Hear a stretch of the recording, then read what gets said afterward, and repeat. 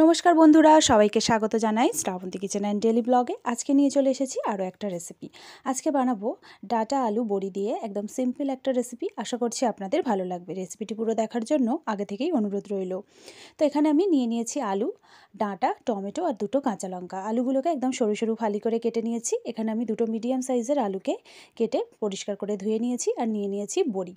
এখানে আমি খেসারির ডালের বড়ি ব্যবহার করছি, ছোট বড়ি অর্থাৎ। তো বড়িটাকে প্রথমে কড়ার মধ্যে দিয়ে একটু হালকা নাড়াচাড়া করে নিয়েছি শুকনো খোলাতে। তারপরে আমি এর মধ্যে দিয়ে দিচ্ছি তেল। এখানে আমি টোটাল 3 চামচের মতো তেল ব্যবহার করেছি। আপনারা চাইলে এখানে সর্ষের তেলেরও ব্যবহার করতে পারেন। এখানে আমি সাদা তেলের মধ্যেই পুরো রেসিপিটা কমপ্লিট করছি। তো বেশ ভালো করে বড়িগুলোকে নাড়াচাড়া করে একটু লাল লাল করে ভেজে নেব। এর কালারটা চেঞ্জ হওয়া পর্যন্ত এরকমভাবে একটু নাড়াচাড়া করে নেব। তো দেখুন এর রঙটা চেঞ্জ হয়ে এসেছে। তো এবারে বড়িগুলোকে আমি নামিয়ে নেব। এখানে ফ্লেমটা আমি মিডিয়ামে দিয়ে রেখেছিলাম। এখানে রেসিপিটা আপনারা অবশ্যই পুরোটা দেখবেন, আশা করছি আপনাদের ভালো লাগবে। তো দেখুন এখানে বড়িগুলোকে আমি নামিয়ে নিচ্ছি। এবারে আমি এই তেলের মধ্যেই দিয়ে দিচ্ছি 5 ফোড়ন। 5 ফোড়নটাকেও কড়াতে দিয়ে প্রায় কিছুক্ষণের জন্য 1 মিনিটের মতো আমি এখানে নাড়াচাড়া করে নেব। এরপরে আমি এর মধ্যে দিয়ে দিচ্ছি কেটে রাখা আলুগুলো। এখানে আলুগুলোকে সরু সরু ফালি করে কেটে নিয়েছি। আপনারা চাইলে এটা ডুমো ডুমো করেও কেটে নিতে পারেন। আলুগুলোকে তেলের মধ্যে দিয়ে বেশ কিছুক্ষণ নাড়াচাড়া করব। এখানেও ফ্লেমটা আমি মিডিয়ামেই রেখেছিলাম। তো দেখুন এখানে বেশ ভালো করে আলুগুলোকে নাড়াচাড়া করে ভেজে নিচ্ছি। বেশ কিছুক্ষণ সময় এটাকে একটু আঁচ খাইয়ে নিয়েছি, এর কালারটা একটু চেঞ্জ হওয়া পর্যন্ত। তো এর রঙটা আস্তে আস্তে চেঞ্জ হতে শুরু করে দিয়েছে। খুব বেশি লাল লাল করে আমি আলুগুলোকে ভাজবো না, হালকা একটু কালার চেঞ্জ হলেই হয়ে যাবে। তো দেখুন আলুর কালারটা বেশ চেঞ্জ হয়ে এসেছে। এবার আমি এর মধ্যে দিয়ে দিলাম গ্রেট করে রাখা আদা। এখানে আমি 1/2 ইঞ্চি আদা গ্রেট করে নিয়েছিলাম আর দিয়ে দিলাম দুটো কাঁচা লঙ্কা।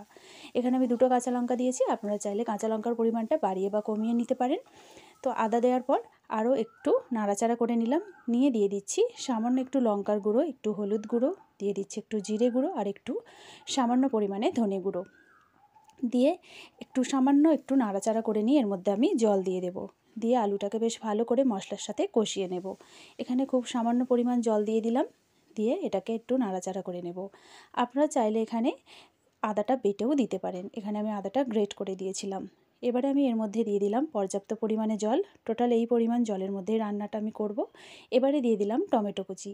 টমেটোগুলোকে আমি দিয়ে দিলাম জলের মধ্যে, দিয়ে একটু নাড়াচাড়া করে দিলাম। এবারে এর মধ্যে দিয়ে দেবো সজনে ডাঁটা। সজনে ডাঁটাগুলো এখানে আমি 2-3টে সজনে ডাঁটা কেটে নিয়েছিলাম। আপনারা চাইলে আর একটু বেশিও সজনে ডাঁটা এতে দিয়ে দিতে পারেন। তো সজনে ডাঁটাগুলো দিয়ে বেশ ভালো করে মিক্স করে নিচ্ছি। এবারে দিয়ে দেবো এর মধ্যে স্বাদ মতো নুন। এতক্ষণ আমি রান্নার মধ্যে নুন দিইনি। তো নুনটাকে দিয়ে বেশ ভালো করে মিক্স করে দিলাম। দিয়ে এটাকে আমি একটু ফুটতে দিয়ে দেবো। জল দেওয়ার পর এটাকে সামান্য একটু ফুটতে দিয়ে দিচ্ছি। তো দেখুন এর ঝোলটা ফুটে উঠেছে। এবারে আমি এর মধ্যে দিয়ে দিচ্ছি ভেজে রাখা বড়িটা। ভেজে রাখা বড়িটা দিয়ে এবারে বেশ ভালো করে তরকারির সাথে আমি একটু মিক্স করে দিচ্ছি। এখানে ফ্লেমটা আমি মিডিয়ামে রেখে দিয়েছিলাম।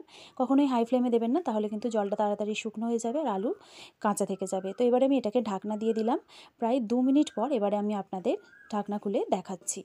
2 মিনিট পর এবারে আমি দেখাচ্ছি, দেখুন জলটা কতটা টেনে গেছে, গ্রেভিটা অনেকটাই কমে এসেছে। তো এবারে আমি এটাকে বেশ ভালো করে একটু নাড়াচাড়া করব কড়ার মধ্যে। এরকমভাবে নাড়তে থাকলে কিন্তু জলটা বেশ ভালো করেই শুকনো হয়ে যাবে আর আলু, টমেটো সবই কিন্তু ডাঁটা সেদ্ধ হয়ে গেছে। এবারে এরকমভাবে প্রায় 1 মিনিটের মতো একটু নাড়াচাড়া করে নিয়েছিলাম কড়াতে।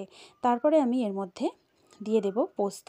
এখানে আমি পোস্ত বেটে ব্যবহার করব না, পোস্তটা এখানে আমি শুকনো অবস্থাতে অর্থাৎ গোটা দেব।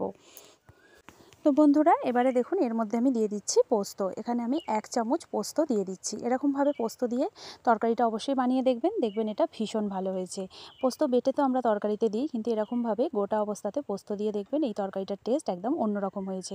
পোস্তটা দেওয়ার পর আরও কিছুক্ষণ আমি এটাকে নাড়াচাড়া করব। আর দেখুন এর গ্রেভিটা কিন্তু একদম মাখা মাখা হয়ে গেছে, ঠিক যেরকম এর তরকারিটার জন্য দরকার। এটা কিন্তু রুটি, পরোটা বা ভাতের সাথে ভীষণ ভালো লাগে। তো দেখুন আরও বেশ কিছুক্ষণ এটাকে আমি নাড়াচাড়া করে নিলাম আর এটা বেশ গা মাখা মাখা হয়ে এসেছে। তো তরকারিটা পুরোপুরি রেডি। এবারে আমি গ্যাসের ফ্লেম অফ করে এটাকে সার্ভ করে দিয়েছি প্লেটের মধ্যে। দেখুন এর রঙটাও কিন্তু বেশ সুন্দর এসেছে। তো বন্ধুরা আপনারাও এই রেসিপিটা নিরামিষ দিনে বা এমনি দিনেও বানিয়ে অবশ্যই দেখতে পারেন। আশা করছি আপনাদের ভালো লাগবে। ভালো লাগলে অবশ্যই লাইক করবেন। এরকম রেসিপি দেখতে চাইলে চ্যানেলটিকে সাবস্ক্রাইব করবেন আর পাশে থাকা বেল আইকনটি অবশ্যই প্রেস করবেন। থ্যাংক ইউ সো মাচ বন্ধুরা রেসিপিটি পুরো দেখার জন্য।